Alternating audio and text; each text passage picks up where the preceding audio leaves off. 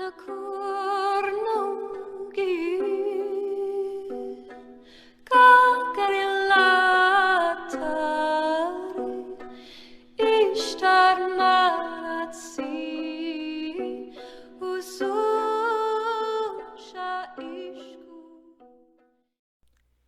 de los primeros ejemplos de arquitectura que tenemos de la antigüedad es aquella que se realizó en los territorios que los griegos llamaron Mesopotamia, que significa la tierra entre ríos, a orillas del Tigris y Éufrates, considerada cuna de la civilización, donde surgieron por primera vez la agricultura y los documentos escritos. 6 civilizaciones fueron las encargadas de dar vida a Mesopotamia, desarrollando las etapas de la arquitectura mesopotámica: arquitectura sumeria,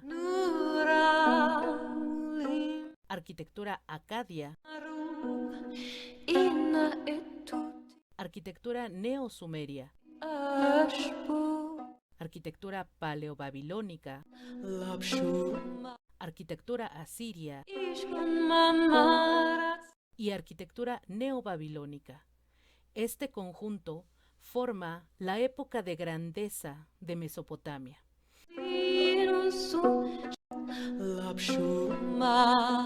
Los estragos del tiempo y el clima han dejado en ruinas gran parte de estas construcciones. Sin embargo, aún tenemos vestigios de su magnificencia.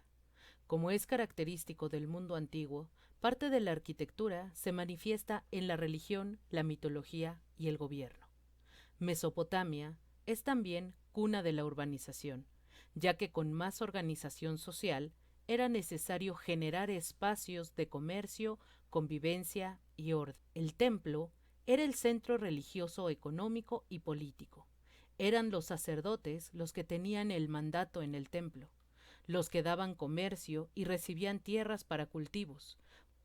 El palacio seguía la estructura de las casas, pero con más habitaciones y patios, llegando a ser un palacio-ciudad, ya que en él, además de vivir el rey, también vivían los nobles y los encargados de la administración. Se situaba junto al templo y estaban amurallados, con almenas y torres. El espacio más importante y destacado de los palacios era la apadana, o sala de audiencias, una habitación sostenida por columnas de gran tamaño. En cuanto a las viviendas, en los antiguos escritos aparecen cabañas construidas con juncos. Los juncos doblados funcionaban como unas columnas que sirven de base para atar a ellos otros juncos rectos. Resulta una estructura con bóvedas que se recubre con esteras de juncos o barros, los principios del adobe, los principios de los muros gruesos. Este tipo de arquitectura, a pesar de ser prehistórico, siguió utilizándose por las tribus árabes nómadas. Las casas colmena, habitualmente realizadas en adobe o piedra, son casas formadas por 2 cuerpos, uno principal circular o cónico, al que se le añade un segundo cuadrado más bajo, creando así divisiones de espacios y diferentes aplicaciones en estos espacios. La casa patio, típica de Mesopotamia, es una casa de planta en torno a un patio, con formación rectangular o cuadrada. También podían ser circulares. Las habitaciones generalmente tenían forma poligonal, contando con pocas ventanas y puertas. Las granjas eran edificaciones especiales por su actividad. Tenían una serie de estancias y muros entrecruzados que dejaban patios abiertos para la realización de actividades agrícolas. En algunos de ellos se excavaban pozos, recubriéndose sus paredes con piedra o adobe. Algunas granjas, como la de Tel Hassuan, formaban pequeños pueblos, típicos del final del Neolítico, dando paso a las primeras creaciones de conjuntos habitacionales plurifamiliares. El tipo de sustento es el pilar de ladrillos. Esto no quiere decir que no conocieran la columna. Sin embargo, una columna requiere de piedra. Este material es escaso en la zona. Por lo tanto, las columnas que se han encontrado en esta arquitectura se realizan de conglomerado de materiales. Los muros son gruesos, formados de adobe, Sin embargo, este material es débil y tiende a deshacerse por culpa de la erosión. De esta forma, se colocan pocos vanos y ventanas y puertas. En los muros se forma, con gran cantidad de entrantes y salientes, un juego de luz y de texturas. Respecto a los materiales, utilizaban madera de palmera, por lo que las habitaciones suelen ser alargadas, cubriéndose con maderos longitudinalmente. La piedra se utiliza poco debido a su escasez. El material más utilizado es el ladrillo realizado de adobe y arcilla. En ellos se incrustarán pequeñas teselas en forma de cono para dar mayor resistencia al ladrillo, a la vez que se decora de forma característica. Se sometían a distintos procesos, como meterlos al horno, el esmaltado y el vidriado. Todas las ciudades mesopotámicas tenían imponentes murallas defensivas que garantizaban la seguridad en tiempos de guerra, algo muy común y numeroso entre distintas ciudades-estado. En ellas se abrían monumentales puertas de acceso que tenían un significado mágico-religioso, porque diferenciaban el espacio sagrado del profano.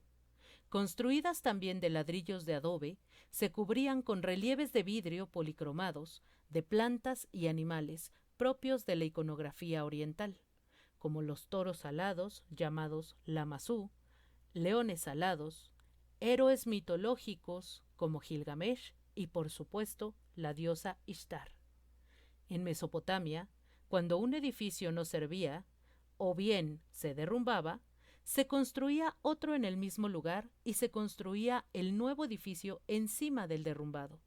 Gracias a esto, las ciudades de Mesopotamia se encontraban elevadas en una especie de colinas llamadas tels. La forma dominante es el paralelepípedo horizontal o el tronco pirámide, formando entrantes y salientes. El símbolo de lo monumental y vertical predomina.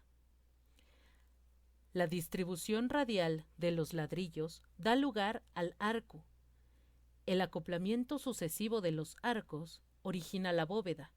Los muros eran gruesos y reforzados con contrafuertes, una especie de borde para estos muros.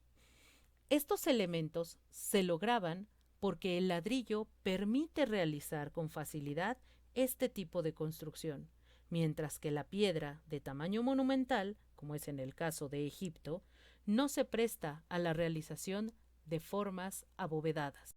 Sin duda, Mesopotamia, la gran cuna de la civilización, nos ha dejado un gran legado como humanidad: organización y estructura social, principios administrativos, adaptación al cambio. En arquitectura, la innovación en el uso de materiales, adaptación al medio y aprovechamiento de recursos naturales y espacios, la creación de elementos como el arco, la bóveda y los principios del contrafuerte.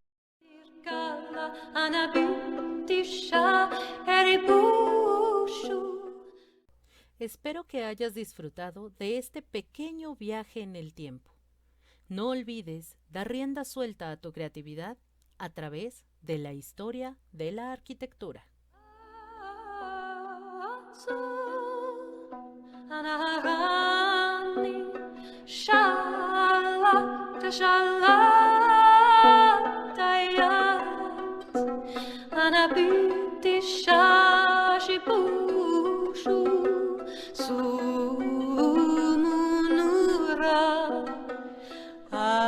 Şaepu busnu akarşu